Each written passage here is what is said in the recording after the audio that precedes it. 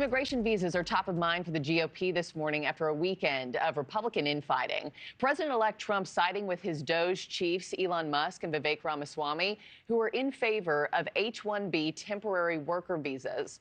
But some say those visas are taking jobs away from American citizens. NewsNation's Tom Dempsey has more from Washington this morning. Tom, how is this issue splitting the GOP, and what did we see this weekend? Hey, good morning, Markie. Look, this morning marks actually 3 weeks to go until Inauguration Day, but right now we're seeing a fight growing between anti-immigration Republicans and some of President-elect Donald Trump's supporters in the business and tech industries. Like you said, this all revolves around the H-1B visa program, which provides a temporary work visa and non-immigration status for highly skilled workers from other countries. We see this used by companies in tech, financing, and engineering. Supporters of this program say it helps the United States keep an edge in those fields, but opponents argue it can undercut wages for Americans.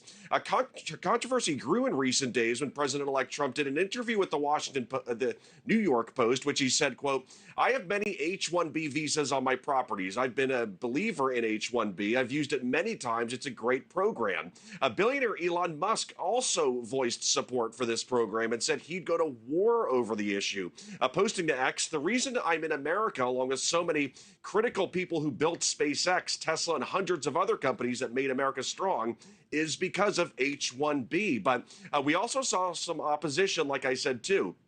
Former presidential candidate Nikki Haley posted to X, "If the tech industry needs workers, invest in our education system, invest in our American workforce. We must invest in Americans first before looking elsewhere." That's sort of the response from the opponents, saying that the money should instead be going towards Americans here in the country and the education system. But in response to those critics, Musk says that he's pushing for reforms for the H-1B visa program, including raising the minimum salary requirement to fight against wage abuse, potential wage abuse. Markie? And Tom, what are the requirements for these H-1B visas?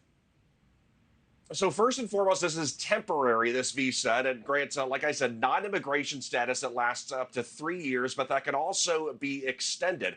Also, as part of this, the recipients of the program need to have a bachelor's degree or higher as part of this in the specialty field, relevant to their specialty.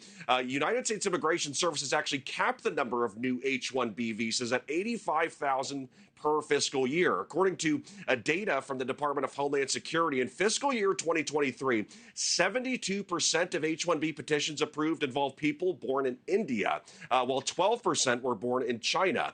And in total, 71% of the approved petitions were men. H-1B holders can also apply for a green card while on the visa. Markie? Thanks for watching, everybody. Go to joinnn.com to find NewsNation on your television provider. Also, don't forget to click that red subscribe button below to get more of NewsNation's fact-driven, unbiased coverage.